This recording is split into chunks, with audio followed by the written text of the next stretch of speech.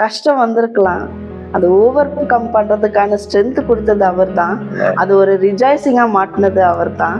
அவரு கூட இருந்ததுனால தான் என்னால, நான் என்னைக்குமே சொல்ல மாட்டேன் அன்னைக்கு நான் தெரியாம இருந்திருக்கலாமே, நான் என்னைக்குமே சொல்ல மாட்டேன். ஏன்னா என் தேவன் ஜீவன் உள்ளவர்.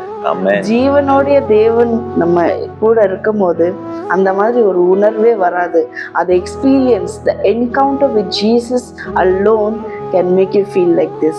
Until and unless ஒரு ஒரு என்ன சொல்லலாம்னா, ஒரு யாரும் ஃபோர்ஸ் பண்ணி இந்த கல்யாணத்துக்காக இதுக்காக எல்லாம் நிறைய பேர் சேஞ்ச் ஆகாங்க. ஒரு ஃபோர்ஸபிள் இதுக்காக வந்துட்டு அவங்க இயேசுவை ஏற்றுக்கிட்டாங்கன்னா கண்டிப்பாக அவங்க எத்தனையோ வாட்டி சொல்லியிருக்கலாம், ஏன்டா நான் வந்தேன், அங்கே இருந்திருக்கலாம்.